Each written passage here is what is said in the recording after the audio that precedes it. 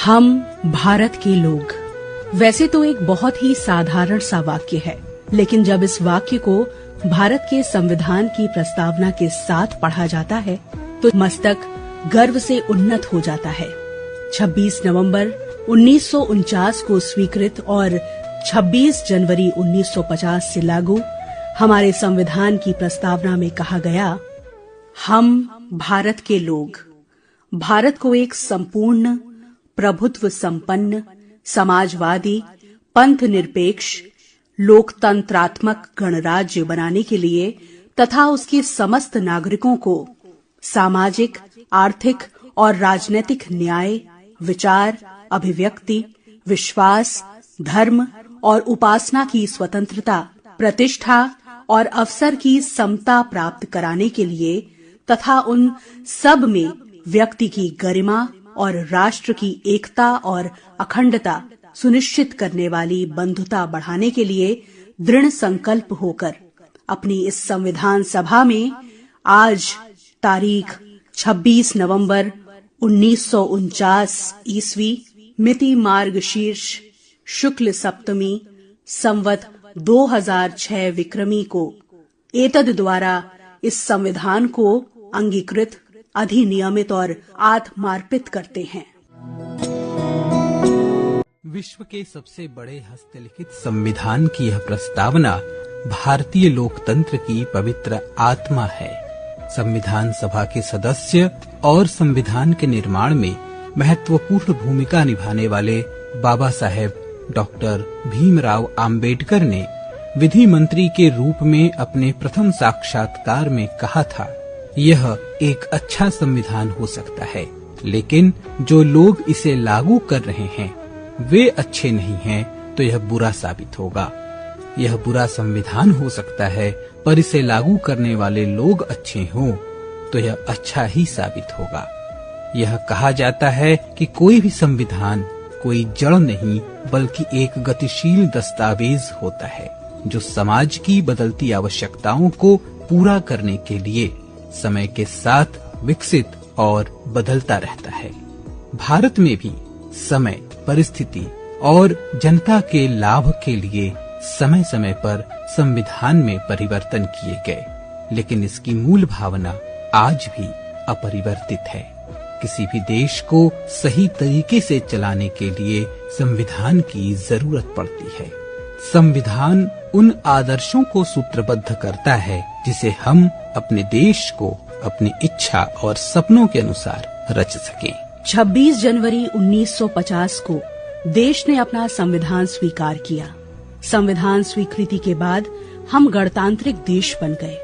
देश की भौगोलिक, सामाजिक और आर्थिक विषमताओं को ध्यान में रखते हुए हमारे संविधान निर्माताओं ने भविष्य में देश के सम्मुख आने वाली चुनौतियों का समाधान करने में सक्षम संविधान देश को दिया।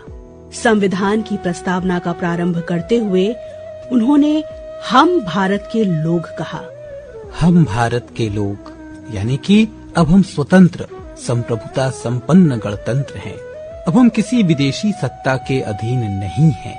हमारा संविधान भी किसी विदेशी सत्ता द्वारा निर्देशित और निर्मित नहीं है। यह संविधान हमारे प्रतिनिधियों द्वारा अर्थात हमने ही बनाया है। इसका अर्थ हमारे द्वारा हमारे लिए, जिसको हम स्वीकार या आत्मार्पित कर रहे हैं। और संविधान की प्रस्तावना के इस स्वरूप पर प्रकाश डाल रहे हैं डॉक्टर राजेश श्रीवास्तव। नमस्कार, मैं एनजीटी भारत सरकार की जिला पर्यावरण समिति वाराणसी का सदस्य हूँ। आज हम भारतीय संविधान की प्रस्तावना पर चर्चा करेंगे, जो हमारे लोकतंत्र की आत्मा और राष्ट्र निर्माण की नींव है। यह केवल एक कानूनी दस्तावेज नहीं बल्कि हमारे देश के विकास और समाज के हर क्षेत्र को दिशा देने वाला मार्गदर्शक है। आइए सबसे पहले जानते हैं कि इसके निर्माण में कुल कितने समय लगे। भारतीय संविधान के निर्माण में कुल 2 वर्ष 11 महीने और 18 दिन लगे। यह प्रक्रिया 9 दिसंबर 1946 को संविधान सभा की पहली बैठक से शुरू होकर 26 नवंबर 1949 को संविधान के अंगीकरण तक चली। संविधान 26 जनवरी 1950 को लागू हुआ, जिसे हम गणतंत्र दिवस के रूप में मनाते हैं। इसके निर्माण में प्रमुख रूप से डॉक्टर भीमराव अंबेडकर, संविधान सभा की प्रारूप समिति यानी ड्राफ्टिंग कमेटी के अध्यक्ष के रूप में Pandit Jawaharlal Nehru, Sardar Vallabh Bhai Patel, N Gopal Swami Ayyangar, Alladi Krishna Swami Iyer, doctor K M Munshi, Syed Mohammad, N Madhavrao, T T Krishnamachari, Benegal Narasimha Rao और प्रेम बिहारी नारायण रायजादा ने महत्वपूर्ण योगदान दिया। आइए अब देखते हैं कि अपने देश के लिए संविधान की प्रस्तावना का क्या महत्व है। इसमें उल्लिखित हम भारत के लोग यह स्पष्ट करता है कि भारत का निर्माण जनता के द्वारा और जनता के लिए है। यह समाज के हर वर्ग, क्षेत्र और समुदाय को जोड़ता है और सभी को समान अधिकार, स्वतंत्रता और न्याय का आश्वासन देता है। भारत विविधताओं का देश है। हमारी प्रस्तावना समानता का संदेश देती है, जो समाज के हर व्यक्ति को एक समान अधिकार और सम्मान प्रदान करती है। यह समाज के कमजोर और हाशिए पर खड़े वर्गों को मुख्य धारा में लाने की प्रेरणा देती है।